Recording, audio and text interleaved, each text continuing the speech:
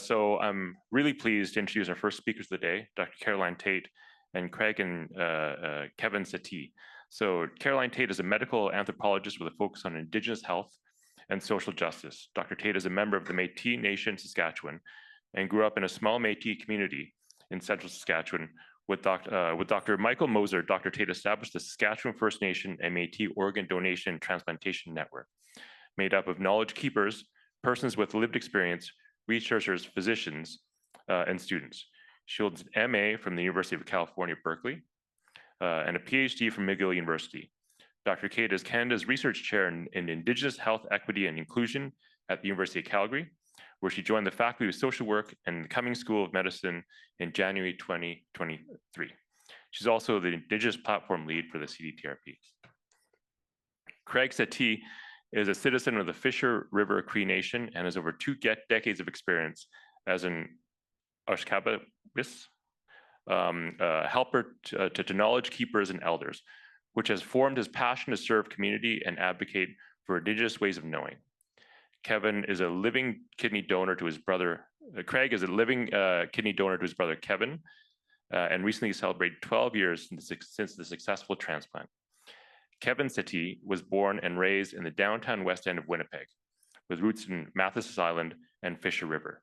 As the current University of Manitoba writer, storyteller, and residence, Kevin focuses a lot of his work on social justice, Indigenous rights, and Indigenous storytelling through photography and video. So please.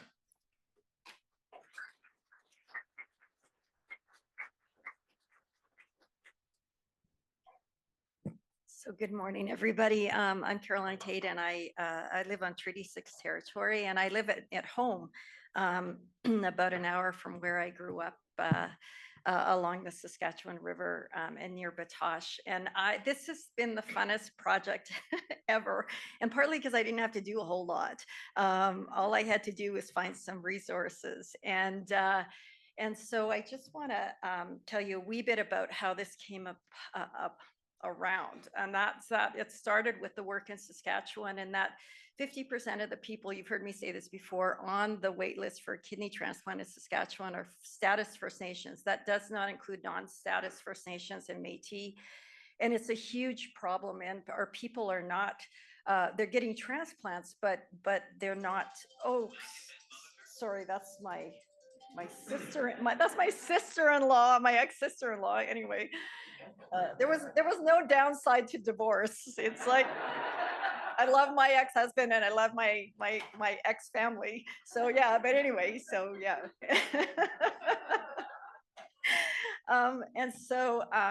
And there's a real lack of public education. And so we had the think tank, and the elder said to me, you know, you need to do something around public education. And we met for 3 years, and COVID happened and nothing happened with public education. And so that was a commitment that I made to our elders in Saskatchewan.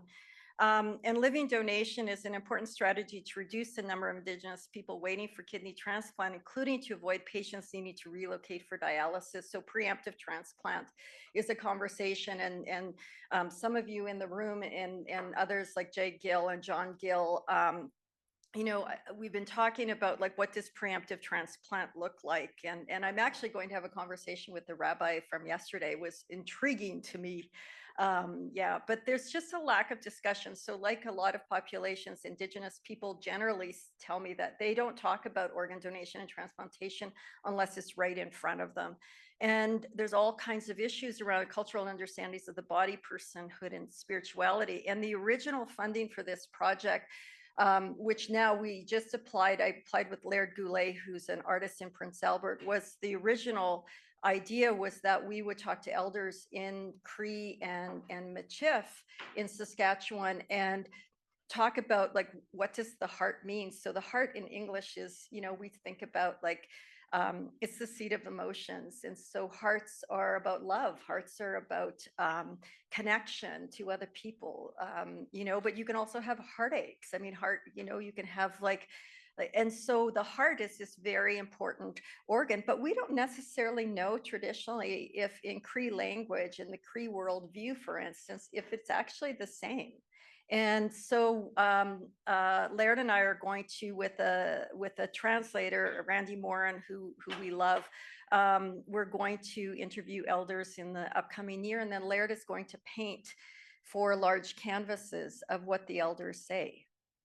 And so, so it's really important that we have those cultural understandings. And part of why we're doing that is we have an international consortium of Maori and First Nations in Australia. And we've been trying to get on the radar of international kidney conferences, international transplant conferences. And we have succeeded so far to be the presenters. Kelly Owen and I were just in Istanbul together, and we have 15 minutes in the last session on the last day. So that's where we're at. But we hope to, with the Australian and New Zealand Indigenous peoples, that they will do the same project as Laird and I are doing, so that we can then have these art exhibits that we can take internationally. So we're trying to be subversive to get on the radar through the arts. And there's a huge amount of distrust in the healthcare system. So Sean Muir, who in the Indigenous world is a guy who, God, it's like he's the coolest guy. So since the 90s in the Royal Commission, in that era, Sean was making comic books, animated, he was doing these beautiful, just beautiful comic books on all of these issues that we experience. So he did comic books on suicide, on mental health, on addictions, and these were always at the Indigenous conferences. And so when COVID hit and I couldn't use the money for the Elder Project because we couldn't interview elders, I went to Sean and said, could you do a storybook for us on organ donation and transplantation? And he said, I don't do storybooks anymore, but what I do is I do animation. So then I was like, okay, so who could we think of? And then I had met Craig, and I had heard about, his story from different online meetings and stuff like that. And so, and I don't remember exactly how the conversation went, but approached Craig and Kevin, who so graciously, and they have been very gracious through this whole project of waiting, said yes, that they would allow us to try animation as a public education tool for living donation with Indigenous peoples and with others. So that brings us to the video. It's about 8 minutes long. I will let it run to the very end because I want to acknowledge our sponsors, which are in the room. CBS, we commissioned a 4-minute video. Sean did an 8-minute video, and then he wasn't going to charge us. And their nonprofit organization, I said, no, we have to pay you. So CBS graciously came forward, Peggy and the team, and supported us, and will help distribute this. And this will be the official launch of this today. So enjoy.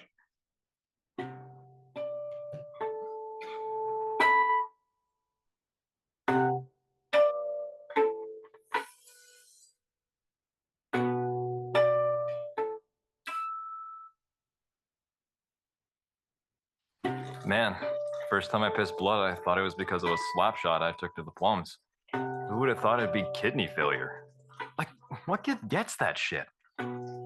Sounds like something Uncle picks up because he's round and full of sugar. Not me, man. I was killing it. Ripping around the ice, top shelf clappers on the regular. Had all the makings of AAA, Junior, and then the show. But nope, there I was. 10 years old and hosing blood into the toilet. I told my parents about it, and then they took me over to the clinic. Chronic kidney disease wasn't something they saw a lot of. Definitely more used to Buddy's broken foot after bailing off the quad. In the bathroom, I could barely go in the cup, I was so nervous. They sent the sample south and called my parents not long after. Turns out my protein was off the charts. That's how they knew it wasn't juvenile diabetes. Hard to remember what life was like in my teens after that. A lot of crying, if I'm gonna be honest. My mind went into survival mode, and every day was just a battle to get through. Everything I loved had been taken away from me. I just wanted to be with my friends, running around, having snowball fights. More than anything, though, I wanted to keep playing hockey. Losing that was like losing a big piece of who I was. I couldn't even go drumming with my Uncle Jim and my brother Craig. That had been a big part of my life, something my family always did together. But everything just wiped me out. I remember my auntie Irene coming and chatting with me about it. She told me this was one of those obstacles that life puts in our path to help us grow and become stronger. You'll see, she said. Everything will be all right in the end. And if it's not all right, then it's not the end.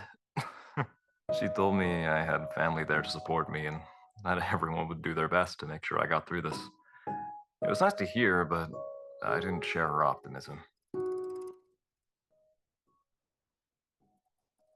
Greg didn't get it at first.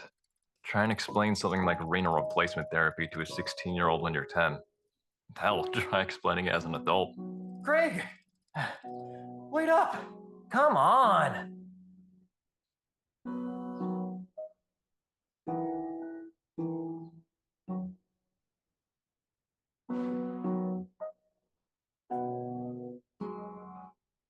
It was the same with my friends. No one understood what I was going through. I thought I was a popular guy, but turns out if you're not cracking them up and lighting the lamp, you're pretty much invisible. I don't know if they thought I was being lazy or ignoring them, but some seriously messed up shit was happening to my body, and none of them seemed to get it.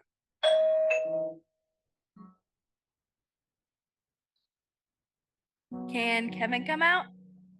It wasn't long before they all stopped calling and coming around, and then it was just me, alone in the basement, playing Call of Duty and feeling like shit.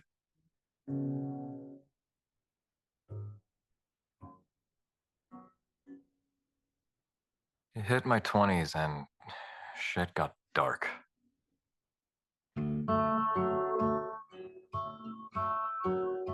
Dialysis was overwhelming and I needed a lot of support. Things finally clicked for Craig, and we started hanging out more. He played senior hockey and would tell me great stories about the games. When I felt up to it, I'd write them down, with plenty of embellishment, and put myself in the stories. It sort of helped me get out of my own head, creating worlds I could live in, worlds where I could be myself again.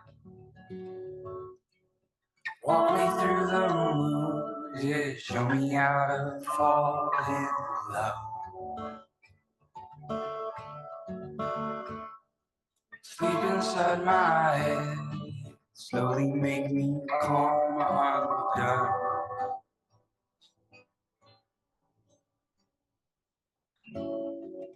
I was put on the donor list and the call went out to our community.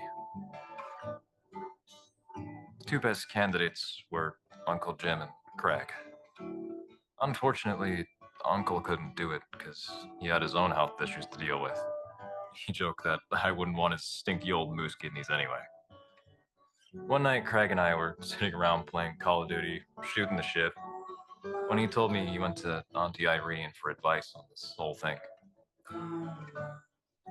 He told her he was nervous about being a donor. He wasn't sure what to expect. He didn't want to seem selfish, but he had legitimate concerns, like would he be able to play hockey, to live a normal life? Yes. Would it shorten his lifespan? No. How long would recovery take? 3 to 6 weeks? Stuff like that. She helped him find the answers he needed, and then told him that giving is an integral part of our culture, and to give someone life is the most sacred gift of all. He said that talking to her really put things into perspective for him. As he'd been telling me all this, I'd gotten myself pinned down in the game. He charged into the fray, cannons blazing, and took out an entire squadron, freeing me up. Then he said, "This hero stuff just comes natural to me." What he did for me, I needed that transplant, or I'd be done. I still remember coming out of surgery and feeling like a weight had literally been lifted off of my chest. I looked over and saw my brother lying in a hospital bed right next to me, recovering from the surgery. Hero doesn't quite say it. We don't talk about living donation nearly enough. I want others to know that kidney disease isn't a death sentence. I want to give back to my community.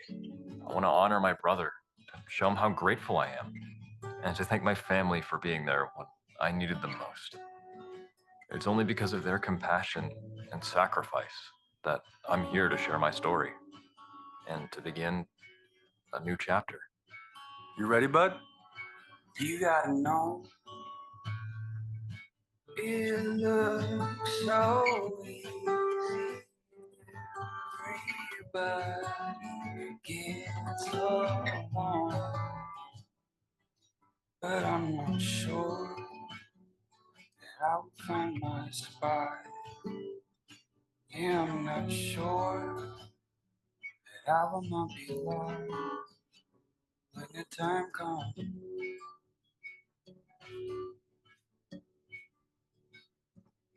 And I believe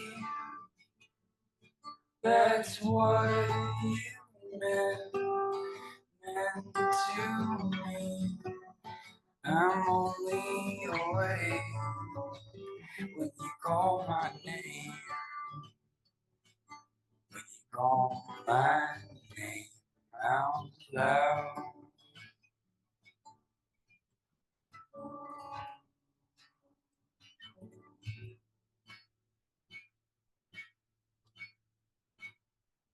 And I'm not sure how you make it look so easy every morning. When I'm at my weekend, when I'm my own worst enemy, when I'm my own worst.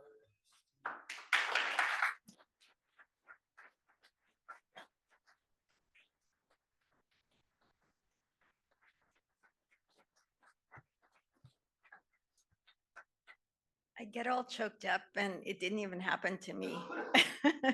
Like, anyway, I just want to thank the guys, and they're going to come up and we're going to have an open Q&A. I have a couple questions that I prepared for them if we can get them up. But one of the things I want to, so first of all, this was a completely Indigenous project. There wasn't one person who worked on this that wasn't Indigenous. And it really, I hope, shows what we can do when we're given space and resources to work for our people. The other thing I want to say about humility is that we worked with Sean Muir, and he interviewed Kevin and Craig about their story. He put together the storybook. He was back and forth. He dealt with me saying, when is this ever going to get done? And so, and I've done a lot of things in my career and some of them haven't worked out. So I thought, this is just one more thing that's not going to work out that I'm going to spend money on. And, and then he sent me the video, and it was, well, you saw it, right? So, but if you notice, and I think Manuel pointed this out to me, Sean Muir's name does not even show up on that. He attributes it to Indigenous Story Studio. And so, and Sean wanted to be here today. He couldn't be here today because he has a job in Winnipeg. But I just want to acknowledge Sean, and I think that really speaks to the humility of him, but also to the humility of some of our artists, and and just like all the art and all the acting and everything that went into it. So yeah, and CBS has been gracious enough that I haven't talked to the guys yet about the language that it will be translated into, but we will be translating it into Indigenous languages. But these guys will decide which languages will be. So to start, so the animation is a depiction of your story. What do you feel is not in the story that you would like the audience to know and understand about your individual and collective journeys? I'll turn it over to you guys. This one? Oh, yeah, there we go.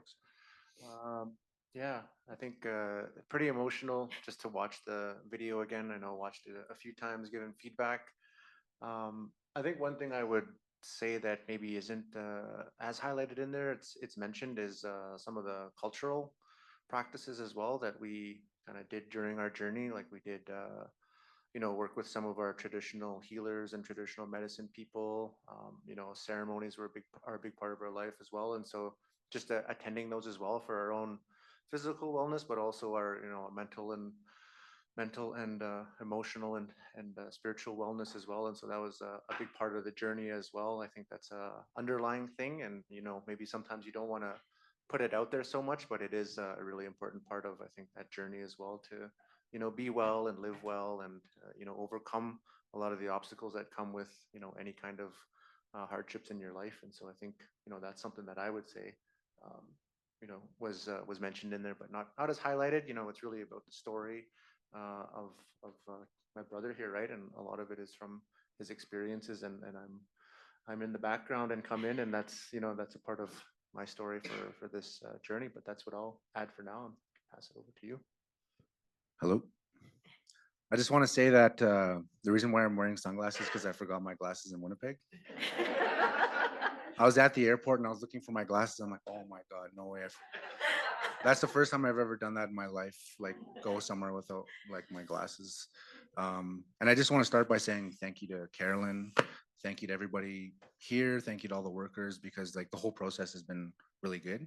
And I know that Sean was really patient with me sometimes with not responding to emails for like a week or two. Yeah, just like the whole process has been great. But yeah, I would say one thing I think that was one thing that was missing from this story, and like we'd have to do like a 20-minute video, would be that like while my kidneys were shutting down when I was 19 years old, our mother was diagnosed with breast cancer, stage 4 breast cancer. So she, like literally the same month that my kidney shut down, she got diagnosed. And then at the same time that me and my mom and we were going through that, my dad also had a ruptured intestine, large intestine. And so he had to get surgery to put a colostomy bag and stuff like that. So we were all, all three of us living in a house and Craig was older. I don't think he was living with us at that time. But in the house, it was the three of us, and we were all going through, like life-threatening kind of health issues. And so, yeah, it was very, very difficult. And what Craig said about, the culture and stuff like that too. Like when you see the drumming and hear the drumming, it wasn't necessarily like drumming that I wasn't able to do. It was more the sweat lodge, because I had a catheter and I had to do the peritoneal and stuff like that. I couldn't go in a sweat lodge and like drain a bunch of fluid from my body and come out, parched. So I wasn't able to do sweats, and I wasn't able to fast. I wasn't able to do Sundance. But the drum was like a representation of all the cultural things that we were kind of, I wasn't really, allowed to do. But I still participated. I still went to Sundance. I still did my dialysis in my tent, and yeah, I did the 4 or 5 treatments a day. But the culture really did help both of us. And the other thing too in there that wasn't shown was that when I had my dialysis procedure to put the catheter in my stomach, it took about like 3-4 weeks to kind of get the hang of it. And I was still going through hard times just because of the life changes. I was gifted a pipe from an elder, Grandpa Joe. He had like a dream or something that I needed a pipe. And so the pipe really helped me as well.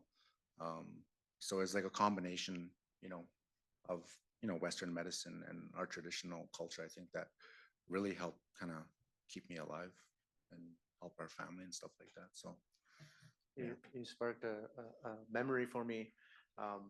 Just being at Sundance, and he's talking about doing his peritoneal dialysis and having to, have the machine to warm up the fluid.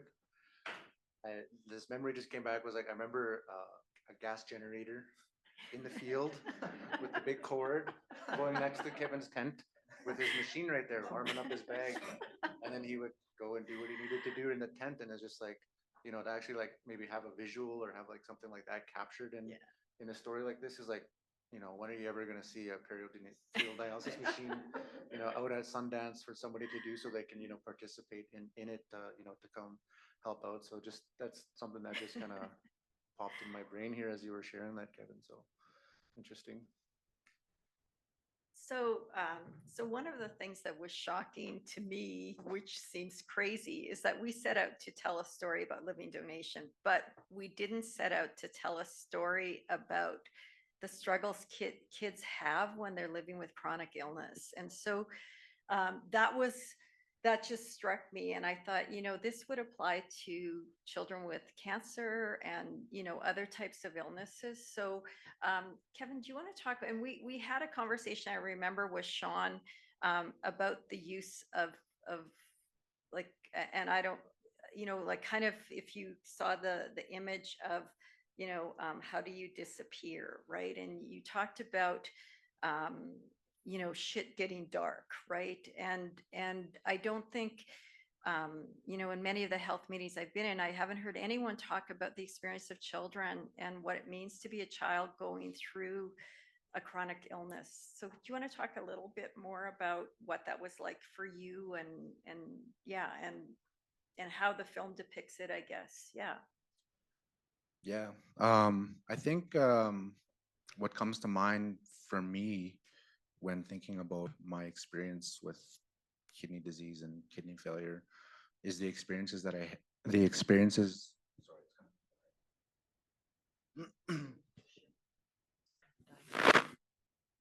Is that better? Okay.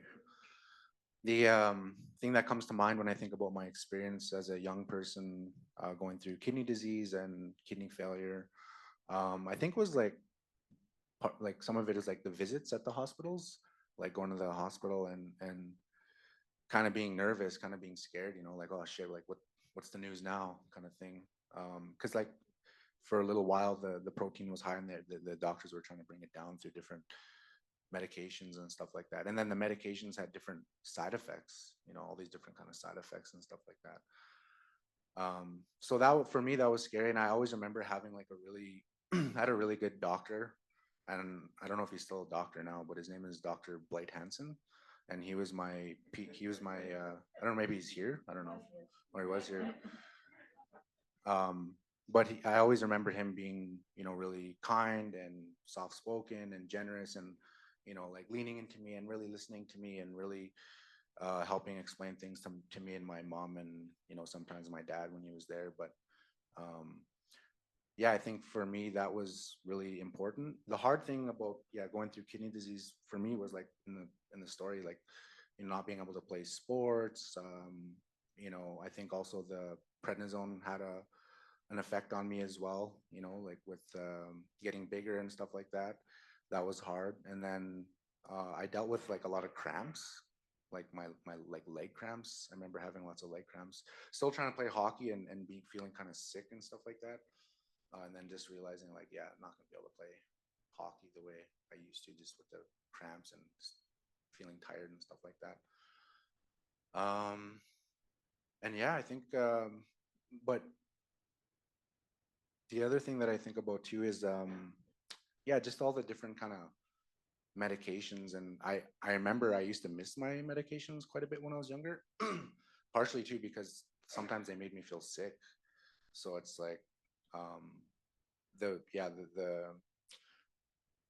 the thing that I would recommend, for young young people or even doctors is like to think about like that pain that the kids go through, like with the different medications and stuff like that. And I know I was well prepared for the prednisone, the hardcore prednisone treatment, and then I also did like a chemotherapy treatment as well, which I remember that put my kidney disease into remission. But it was also, the side effects were pretty, I felt like I definitely felt the side effects from that. But yeah, I don't know. Is there anything else you wanted me to share? I think it's hard to remember. It's been such a long time since since I went through that. But I think the most important thing from that was like having good people at the hospitals to really help me. Even like the transition from the children's hospital to adult care as well. It was definitely different, obviously, but I felt like I was like ready to go to the adult section because, yeah, and then the peritoneal dialysis was a whole other kind of story, I think. So I think we have till, is it 10:15? Oh, 10:30. Okay. So this is, so we're going to broaden the lens a bit. And the central reason, we created the animation was to start discussion among Indigenous peoples and communities, families about living donation. Is there anything you guys would like to add about how we broaden the discussion and how you think the animation might be used to facilitate conversations in our communities and our families and that? And so it's kind of hard to put that on to put that on you guys because it's not really your responsibility to do that. But yeah, what would you say? And even yesterday we had some conversation about Indigenous issues, but even with CDTRP, like what could CDTRP do more for us as Indigenous people?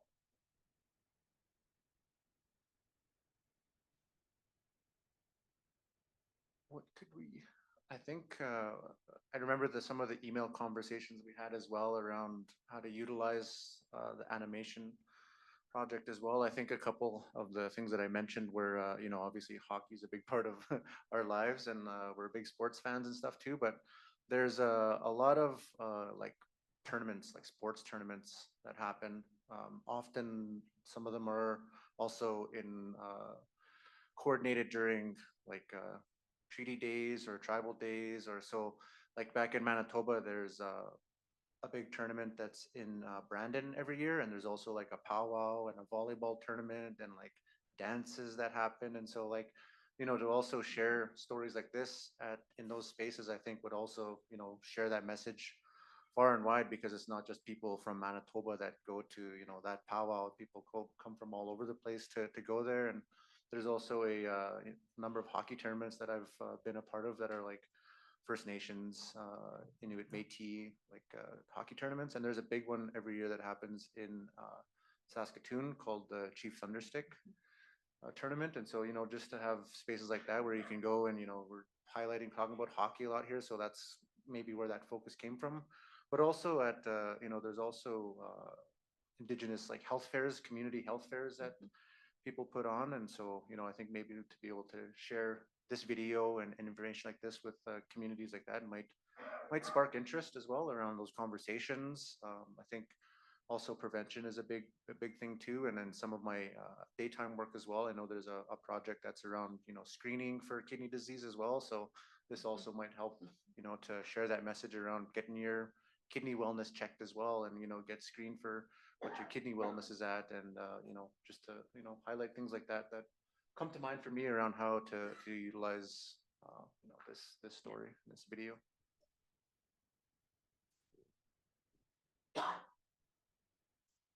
Yeah, for me, what would I share here? I think there's like a big disconnection between the medical world and the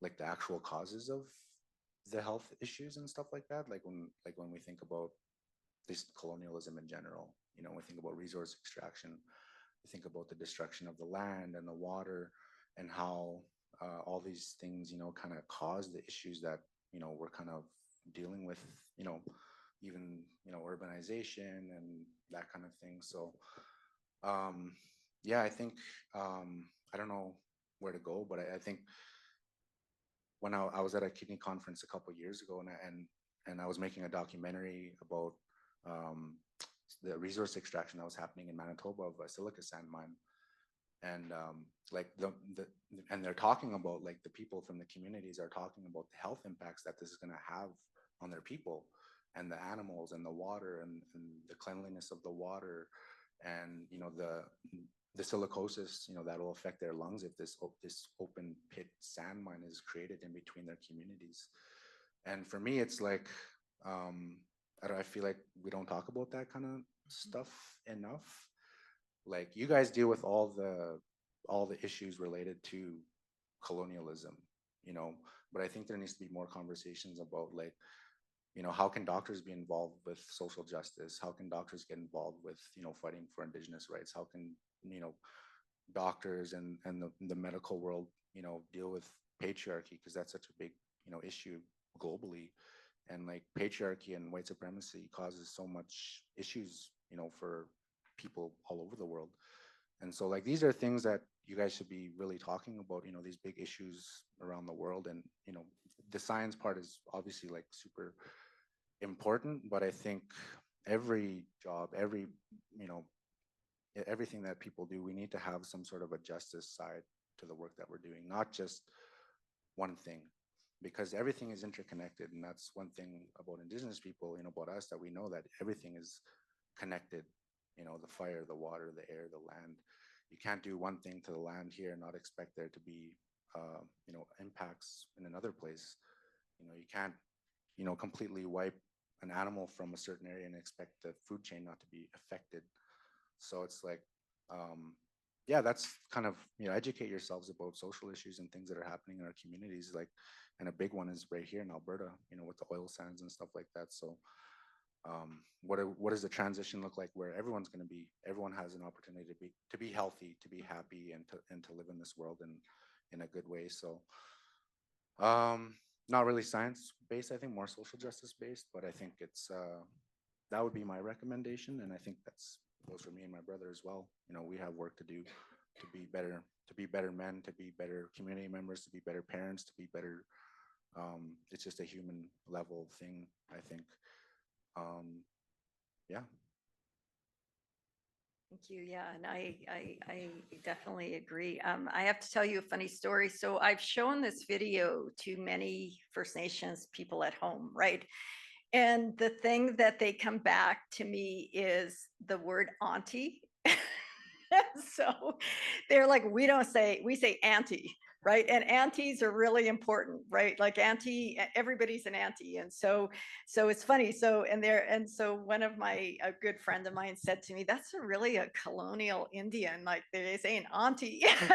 And so Sean's going to change the auntie or the auntie to auntie, but it was just funny the way our people pick up on things. But yeah, so now we'll turn it out to the audience for questions. And I think we have some questions online. We have a few minutes for questions for the guys. And any Hello. questions you have about the making of the video as well, yeah. So we have a few comments online. Sandra said, well done. This short clip will definitely help to raise awareness about CKD and LD. Thanks, Kevin and Craig, for sharing your story. It's so impactful, with a green heart. Helen, oh, that's your mom, I think.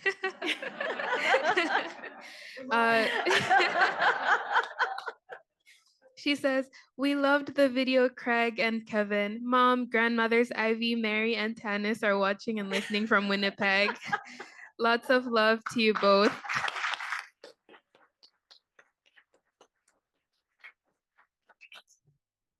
Sandra said again, chronic illness awareness should be taught in schools for students to understand and to not isolate these other students that are going through it. I've heard of several incidents of kids being bullied for their differences. This type of education should be, if not already, be included in CBS Orgamite's program. And then Cindy Brown says, yes, I agree. They should have this video in schools.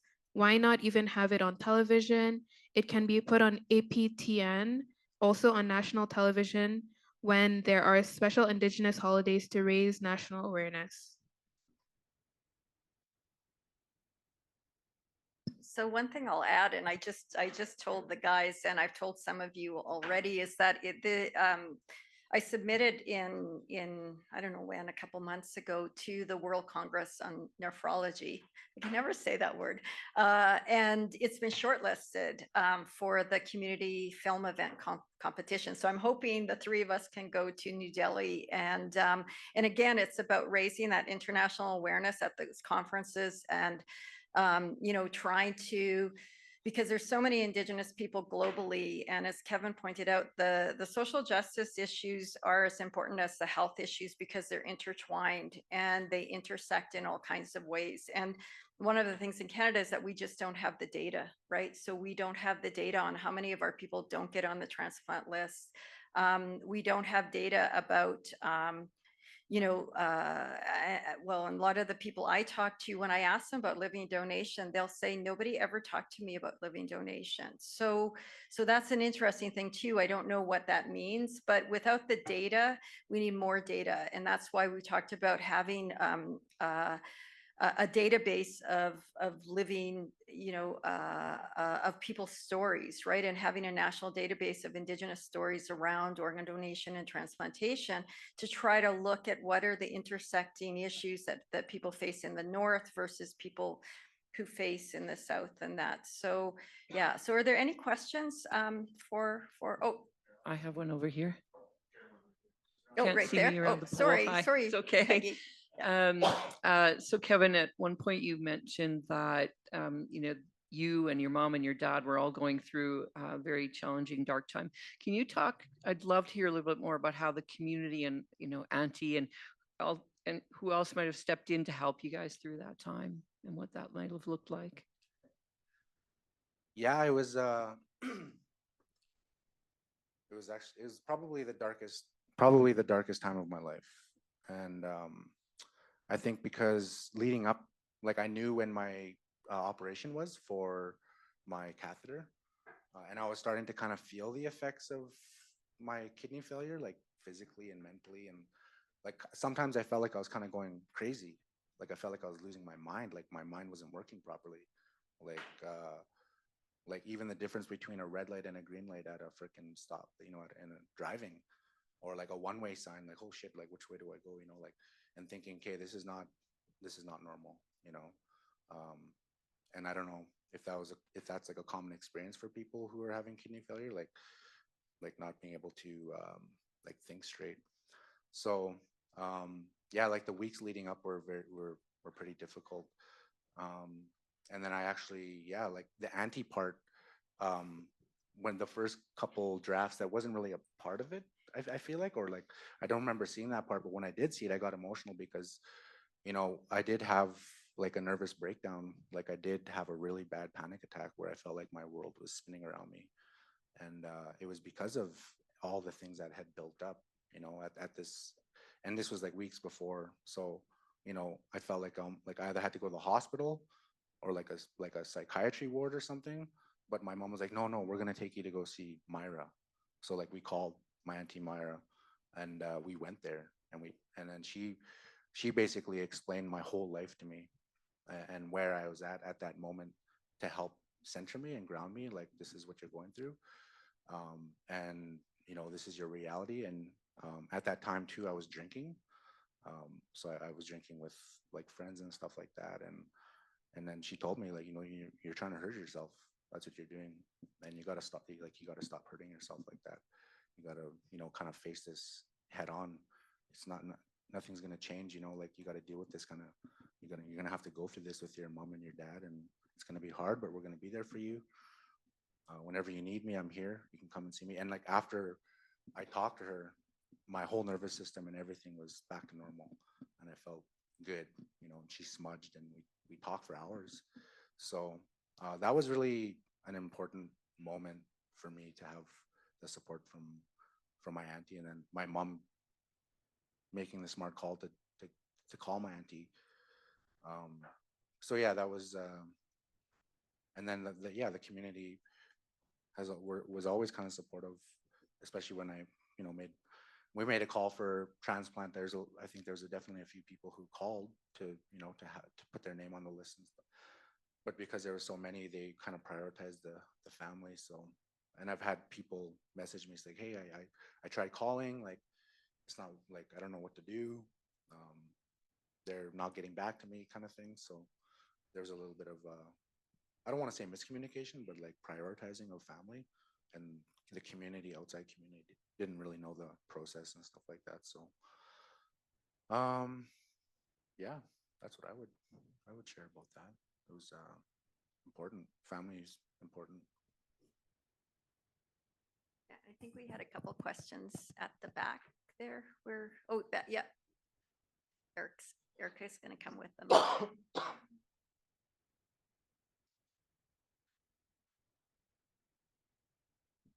Thank you. I'll try to keep it together. My name's Carmen, And Caroline, we met online, and just want to thank you, my cousins, for sharing your story. I'm Métis. My family's from the Red River. My daughter had a heart transplant as an infant, and this was pretty amazing because you thread the needle and you take the story of what it's like for a child, from a child's eyes into adulthood. And I really loved the way that you, well, it wasn't in the animation, you talked about the value of traditional medicine. That's really important. And I will make my comments that I think what the CDTRP could do. And then I have a question.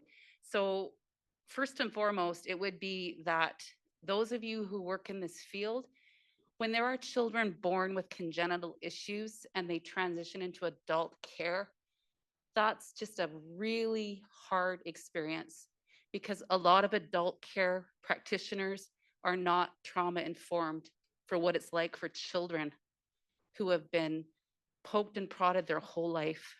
And so I would say that would be an area that some more research and perhaps more trauma informed training could occur and could be promoted. The other comment I would make that the organization do would look at research at the intersection between traditional medicine and transplant meds, because that's really important, right? Because rather than being told no, no, no, no all the time, that's a problem, that's going to counterindicate. Like we need more research because those medicines are important to Indigenous folks. And then my question for both of you, I guess, would be, did you have pushback from any of your healthcare practitioners about partaking in any of your traditional practices? So for example, my daughter did her first sweat 2 years ago in 2022. And of course it was, don't do it, it's COVID, it's COVID, it's COVID. But she did it and she was fine and it did a lot for her. Thank you.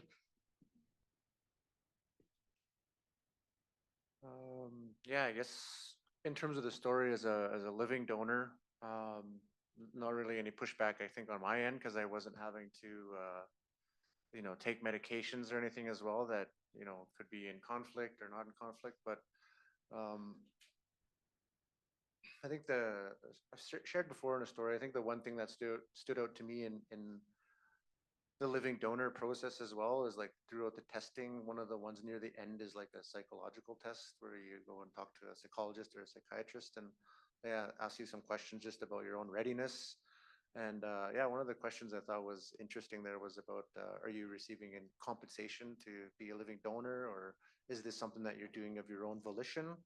And I was just like, well, it's my brother, right? It's my little brother. Like my little brother doesn't have money to pay me right now, so so I just thought that was an interesting question. But yeah, like I was still able to practice cultural things, and so maybe some of the question might be more relevant to you. But also just want to say thank you for sharing your story as well about your child. And I think Nolan, I think you're watching as well with mom, so I'll say hello to you. Hey Nolan.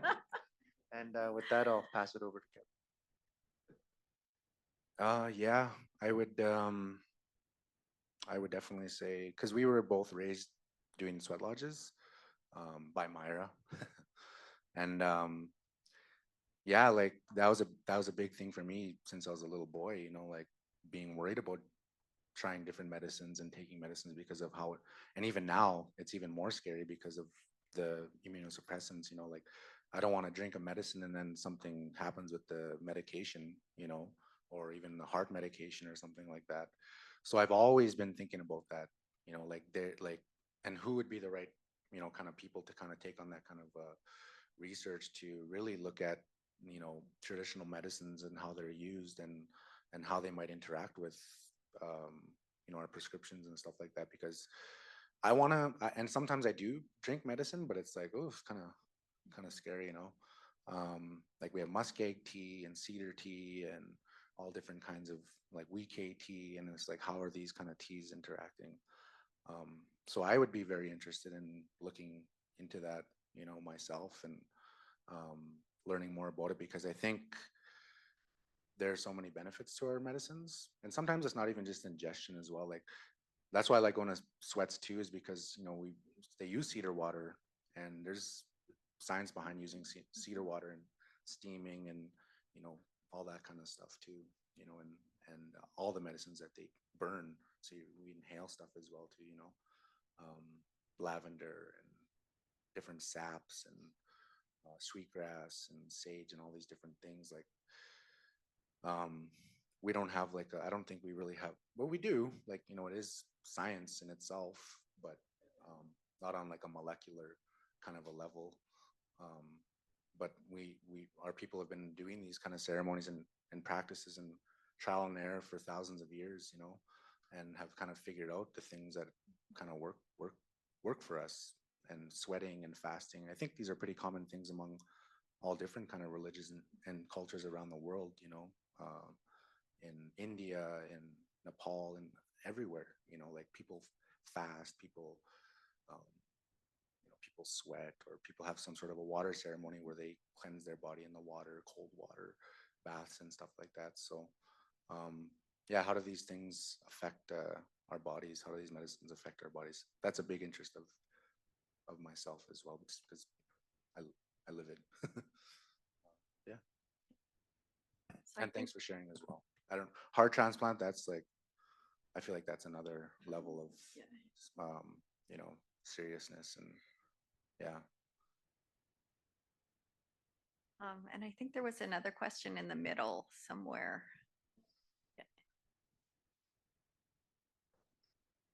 Yeah, I was just going to ask, thank you so much for sharing your story, and thank you, Catherine, for sharing about how the video was made. I feel like this could be so useful in schools, and so I was wondering, is it going to be available on YouTube? Or like, how is it going to be distributed? Yeah, we haven't, so CDTRP, Manuel will put it on is it live already? Yeah, so it's on the CDTR, so it can be shared, and it's meant to be shared as widely and used as widely as possible. And I hope this is just the first, and I'd really love to hear from people about animation versus doing video or digital storytelling and that. And is what we felt with animation, because it's almost like anime in some ways, so for young people, that it's a way to connect, and it also provides a certain level of distance in some ways, because it is animation. So whether that's valuable or not, but CDTRP, Erica, like they're going to track. So we're going to try to track impact if we can, to see, and hopefully I'm doing another one with Sean that's in a totally different context, which is based upon the story of a young guy I work with, Devin the Pope, and it will look at the criminalization of childhood trauma, which is a big thing in our communities, right? Kids being hurt as children in the child welfare system and other systems, and then the ways in which their trauma is criminalized and they're incarcerated. So I work with a lot of people. So that idea of animation and the arts, I love our artists, and our artists are our they're our voice, I think, right? And Kevin is an artist, and our artists are really the voice of our people. And Louis Braille, said it will be the artists. I can't remember the exact quote, but it will be the artists that will lead us, to where we need to go. And I truly do believe the creativity and the arts are the most powerful way in which, because somebody like myself can give a lecture, but it doesn't matter. I can tell you all the stats in the world about, how our Indigenous people are impacted by all of the things. But if I can, and that's why I work with Devin the Pope when we teach medical students, because Devin grabs their hearts in a way that I with my boring lectures can't, right? And so grabbing people's hearts and making that human connection, yeah, so hopefully, this will have an impact in our communities, but also outside of the communities as well. Thank you. Good. Okay. I would just wanted to say thank you for sharing this. I was also the kid that was 10 years old and diagnosed with chronic kidney disease, and I'm 6 years past my transplant from a good friend of mine who is named Craig.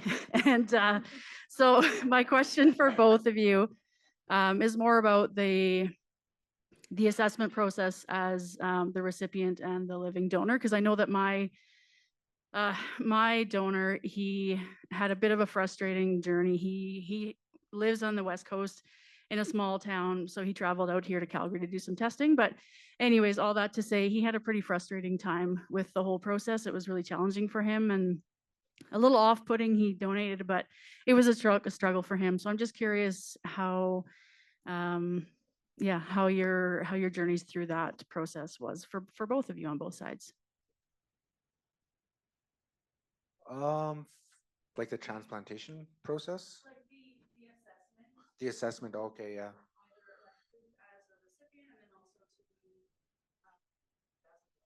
Yeah, I think we did the kind of preemptive, like we started to try to plan a little bit before, like when I was starting to get, my kidney was starting to fail.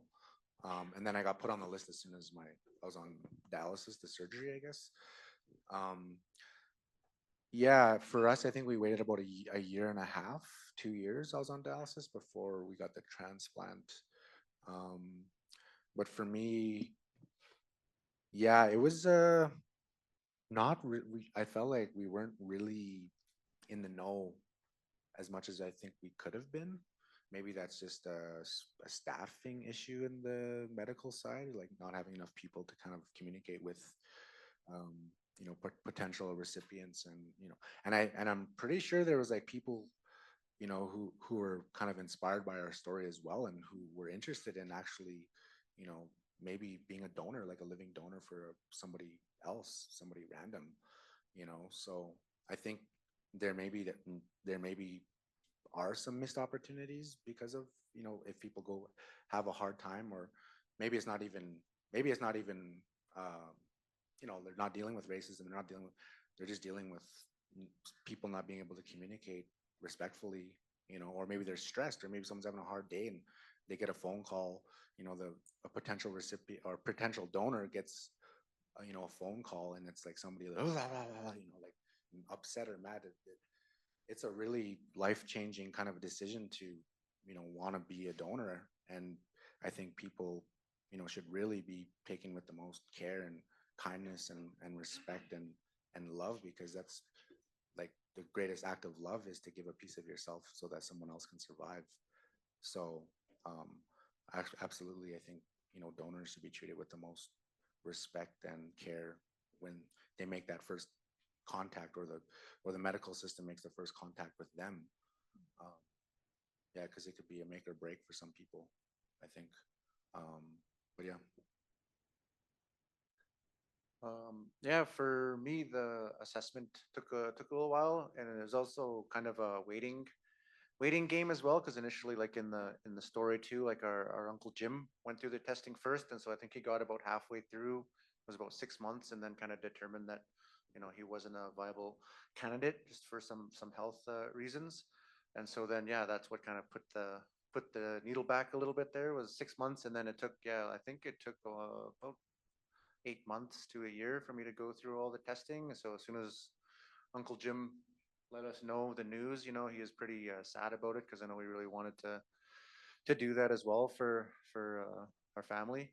But yeah, I just remember going through most of the tests anyway, like blood tissue tests, the TB tests, and then yeah, some of the psych tests there as well, and then kind of just reviewing the scans as well, going and get the kidney scans and seeing what that all looked like. And so it was kind of like back and forth. And I would say the fortunate thing, I guess, for our experience as well, is that we did both live in Winnipeg, so we were both like urban residents, which is a lot less of a barrier than living outside of the city center, where you have to travel in and out, or if you travel from a really rural or remote community, then it's pretty burdensome to like have to do those multiple trips, depending on how long it takes for your results to come back. So I would say that we were, that was a benefit for us to be living in the city, just to have access to care that was, we literally lived like a 20-minute walk from the hospital where all the tests were being done, and we would drive there and everything. But like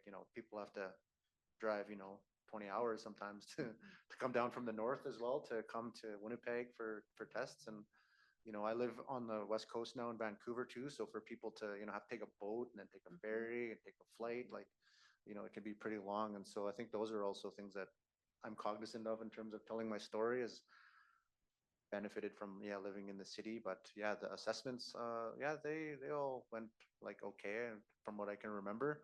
The one thing I often recommend as well for living kidney donors as well, not living kidney donors, but the follow-up care with living kidney donors is, I think it needs to be an annual, at least message, a call, or an email. Hey, you should get your kidneys checked, because I think there's been about 5 years where I went without like getting my kidneys checked, and then just the past couple of years I started getting them checked again, and everything's good. So it's a good sign. But just to have that reminder, that nudge, and just to know that you donated and you're not just left on your own, left to your own devices and stuff. There's still people that are cognizant of that and can send some reminders. So I think that's a little bit about my experience. So I think we're out of time, but thank you so much, everybody, for, thank you so much.